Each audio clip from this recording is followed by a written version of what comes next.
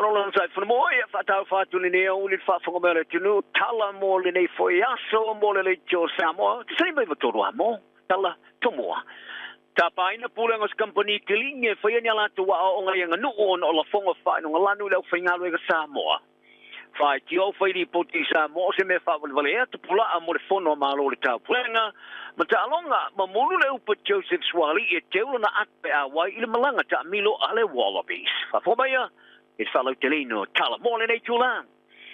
Sa long may pula ngos company kilinye fa mai na fa ma I Wellington e fa yani la to wa o ngata yang nu tuluai le fa nga ino nga ngana fa ilunga tengata ma fa ilunga lanu sa fa ya intinga te fa ngaru nga Samoa. O le fa tuanga sa fa ya le temi sa fa ya ile ilo ngar pula ngos o tanga ngaru nga Port Employment Relations Authority esa ma wai o pula company ale ISS Facility Services Limited. Tala to fascino ini to whaingaru ng Samoa whapea o auto ka ngaka ia pole you people. Il company ISS, that's your company to tupi to tele ni sila. Sa waile pule ngo ngalu nga ile mata upu ina ua fai tio ia le awala pisi ia polima lavea na tapu restara ma peti pesefoti ini fa upunga fa ilunga lanu sa talafo ia ila tone. Ta fai tio foi la vea sa le sao ona fa malo lo ia malana ngaruenga ma ia tapa ile to fa fa ngaruenga ino ia mase tau ia to nyatu ilana ngaruenga ono lusion tupe prele ta abusali lima ya akuso le roa fe mare potasi ta wai o supervisor ya Lina Dole sa popole ni pusala pisi patino ele kiriina e piona tau fa yo fa ta se ma la vea stikia ole temina sa tu ia le vea sa fa ia ki fa opunga Dole aga ngai Samoa ma ia tapa ia ora faia ia itu ai ngo fam talanga muli ane ile la vaso ma fa malo lo ia la vea malana ngaruena ta fa ia la vea sa fa wa una faia la fo fa ngala no do e ngai tanga te sa mo e pio na ia fa sino ai ile o do tangata na o se le fa alo ma fa wa ia na ia la fo fa punga ia sta tasi ole Inga Samoans. Matua ia tanga Samoa pa ye nga o ngo fo solo na ilore fa yo nga wenga. Oni tua inga sa te ena malo se puler company. Esa fa ye pa unga le suyo le pulenga clear English. E to e fa nga wenga ia la vea ma te to ye le se pur fitua fetala. Ono maftianga ma fa am tanga sa yai, ma fa manu olio na langona ma fa te ina no ma le tonu. O le stara ma pesa 40 sa tapa fo I te tauro tongi ai le ta I mawhitala. O ni taui, o ni mawhitianga manu o loto, ma le wha mātanga aina. O tu singo le tala whaara tau o le tupe o whailo ai, tālongo ina e le malo, le tau o tele o benefiti o le ola malo loina. E maua mai le poro kalame o mea ai maua fua mo tomatia o ngai I masina. Ai le whaiana whai unga e whai tikia lona whatu penga. O le tūlanga ua mai se suenga o sauni no miena o māua e foi. Ia le whaale le ia tili o taunu unga le inisio a onga e awa I le porkalame le ka ora ka ako.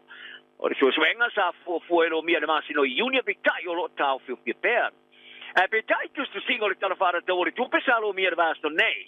Sa fasino I vaenga sa mua maua mai le suenga. Ta wae se whaamatalanga tia sa awinatu le tomata I ministawa o onga Erica Stanford. O ta wai, o I unga wa manuai, wa langolanga o ai whapasengan sa iai muamuatu I le au ngā o le porkalame. Ma tiro ai fo isio benefitio o le porkalame. E au fiare whaare le ia tiro o ongai au sea, ma le tau o le lautele o fe whasoai o whaamanianga.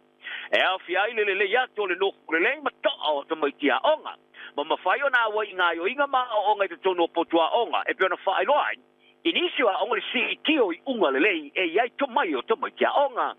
Ta wai fo I le te susinga o se tari fai tau ma ia onga mo taula ia I le tau o tele o le porkalame o me ai maua fo I tui mai tia onga I le tele ai o le fia mo e tumaiti ai mai sei le ola malo roina. O se polo ke ti fo o taula I le fai lo te inga matale ni faa vai rei tu pa fine te o tasi wa mantena le tu malo Hawke's Bay. O le porkalame o ilo ai ole le lumanai o se porkalame sa amta ina le tamata I sa manu malu le tau le mis fa fine Samoa e ni kaio o le porkalame o lo taula ia I le o ina tupulanga ta Samoa e winga I o natu tupuanga o fa alau teleina fa alinga o ato tūmanga nu e pe ona samina ma sa afi ai o latu fa sino manga mata ina ole le manuia sa foina e fa ilo ina mala mai winga ilu tau fite ya ima fa fine te tasi ma fa ile le tele atu mala mo le taua ole la tu sao ya Samoa ali e kaio o fa tu pro yo numero o ngai tu manga nu yo kilani o fa lo tele na yo ya fa vai le por kalame Hawke's Bay mai tau ai o le por kalame ale le numana i Siva Academy ta fa o Sofia le fa vai na ile tele wa o le Siva i yo kilani se por kalame ele o ia Hawke's Bay mamanato ai awinatu mo fa na o Samoa ile ai tulangi Vestelwai sa ta tala lo ia le por kalame pio na waitinga to le tunu mana aulungo lango o fa dia fa masino CD e fa masino wa Samoa yo na tungalunga ile le se for pui mo tu pulanga talvo im tanga tamar tu talvo i de tonu le tunu o vasere sa fa sala Justice Vui Clarence Nelson is tanga de talvo so tu la fono ile tonu tu sanga no fa malo siolo na lava kasengi ta ia fari ai se tulanga ele manuia o le lo to ia se fari pui e pe o le no fuanga ai o lo manu i manu le fanua e ta fi ai tu pulanga ma tanga televisor tu la fono e taimi o mavai sa fa mtala Justice Vui ia le tulanga e loka ai tu pulanga i le fari pui tanu malala on tanga te soli tu la fono ma ia fa tu sai nai o pe o ni meola e loka i tonu pa i le fari pui o te pula ua tuina i lau paini project ka vai le fono tanga tai o mano le te apule ngai sa mo le masina foni te pula fa vale valea ma fetena ia i male alanga le malo i le tau o le fate mo klasi o le tulanga le sa fali le stofi ale o tustala sa mo i le tula o le fate o le lominga le sa mo observer o lo fai tio ina i foi le tomo fainga le malo e fa te pula fa sa la ngo le fono tanga ale jokum i le fai ngo se poi folinga o sa o tonga o lo binga fa sa la longa ma te mo klasi ma sa o tonga ma te falia o le fala abru tonga ma no le tau pulenga i lima sima le no sui awai ma i le tunu piru to tele le rolangi o initia i te motu pitola i titi i le Pasifiko tu valu e kawai le tu sa ma le luates ma le fitu piliono tangata ma le fōru tanga le tāulanga ia pia i sa mo i sifo, i oktopia, i le masina fōi a oktopa lea. O le a vema se wha moe moe ngā pito te atu le ua whaia i le tunu i le polinsia. Aria le presidente o le social autistala sa mo le George Langi Keresoma i le vanga tala le Perna News. Se mea wha vale ua whaia le komiti. Ma o tusi atu le tamata i pare mia, peo na vema te iuro ngā luang whakino le whono a mano i tāu pulenga i tusa mani te pulaa. O lo latu tom fai fo ye fia mo le kopio te ia lo malo le ta pulenga e piona fa ia ia te foro le komiti e fa vai ai le latu fai unga ta longa i ke somo le vango tala le tala mua online o ni te pula o le fia ai mo le fainga malo e piona ta u e te tonu fa te mo kalasi fa maoni male longo atu latu I talonga ua whaalia Joseph Swali ua mai alamu na longo ia tā pena lana ato mo le awe atu na malanga tā milo la uloka pia le Wallabies Australian whai ungole nei tu sanga. Ai nei tālo lama si talonga au uloka pisi nia. O le ewe tubu pulo na kalapulika le Roosters sama mulu sana whaamtalanga le aso na nafi au tala noi lau whaini poti. Au saangi atu mo le talonga i le aso ma le Panthers, alan kalapule ma le Panthers, e loa i le awe au skia tamasanga stu anga shampini o le NRL. Swali ia rusu tasta sanga. Saya sai ni se fenga inga mali uni la kapi Australia 5 miliona tala mo fenga inga tutu sak. Se tanga tapi to tongi tele atu le tala ngore la kapi Australia ia matol to sana telwai. Ma ole alo ia yo na liliu la kapi uni pe amai ta mo sanga litel NRL lo fasolone ia pitai. Ol fatale no anga la sona na visa mamulo i sana tala. Le ole awa ya tu le malanga le Wallabies le tu matu ole hemisphere. O filia nele o Black Ferns in Sila mo talo mo tele male rosa mo moenga lani le vavela start em ni Sila Twickenham Veritania o le wingi power Asia le ti inga o te liuri to sumale lima mo talo le tulanga wingi to mo tao ina o to maria mai manu o sa fielo na tuli vai o sana rua talo o foi te really o talo te tono le luto sanga ono le manoa o lana talo nga fa va malo muri sa talo e so nga champini mori por langi malai eaten party o kelani ma engelani le rough mother flua le fa lu e na score ma fiso son ye le mano le Black Ferns le champini o le Black Ferns la filia Renee Holmes e chalete inga longo i pulo tu le mapu atai Silver Brunt Rua Hei Demand o kapiteni lango Caitlin Bahakolo Hana King Maya Joseph Kaipo Olsen Baker, kere ti tuku afu, kapteni long lang foi leang. Liana Mikaeli To'u, Mayaka Wana Kaulani Ruse, Alana Bremna, Tanya Kaloni Vale, Georgia Ponsonby, Macris Veliko, Faroleo, Atlanta Lolohea, Kate Henwood, Ambi Rule, Maama Moonia, Vaipulu, Leila Sai, Iritana Ohaya, Amy Dublazes, Ma Ruby Tui.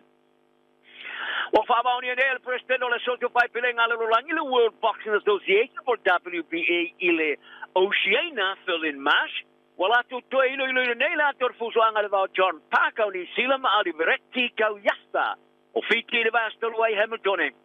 If you're on a Kaliai, to a mile, million late Johnny Zealand Pacific, or Fadia Mash, where you tell some Sonia Farmastino, Fushanga Fava Malo. Il est toi, il est after more for in your lato Longona, Taliai. Is if I jonga a farmer an ali, le pule morfaya onga a Kauyaza. Ali ngafa mafusuanga Kauyaza di Chilenes at Tusiamash. The tapa is a full flang. It is a manumalo for no contest. I pay to a fat soul Murila Manumalo John Packer is a single fight unga farmasino sayai. It told Wolf Farmasino Sa, Aveman Malo Yapaka or Farmasino on Tolu, the Aveman Malo Yakauyaza. You know, if it's no way to do a fusil, WBA Oceana, or Avanoa, Faria Alio Farmasino to Lua Adin Adrian Fatu, and Ace on a Taulea of the aim of Farmasino WBA. My little Fitowi must Farmasino WBA, say Fuswang Telly. The Malaysian Farmasino, Jojanica, Ilona Fitlinga, the Farmasino, and their Tullia Yai. Why now, the Fuswang of our professors of Farmasino, Malaysia. Well, also the Fusu David Eker, Lepule, Rupesori Isla with Joseph Packer, Luso John Packer. I will follow you. I'll also fight whoever twice fight to own. I will follow you near Mash. I am most of fight young Maya Ali to somebody fight Umole Fuswanga, my tapai, Ali, and I fought to let on Fuswanga. Well, my honor, you to in the Fuswanga or your tapai, Famasino Fuswanga for Malo Tofa. A Tilo Fuswanga, Awinatu Yatia, Lilato score. So that's what my own Awinatulan score. I wrote Patali score. I see Farmasino if I'm with Mawatu. I yo eat fight Uma or in my asso. Talanal Naomi. A lot for a race in my yai, Bella Filemo, Tatauma. So for you.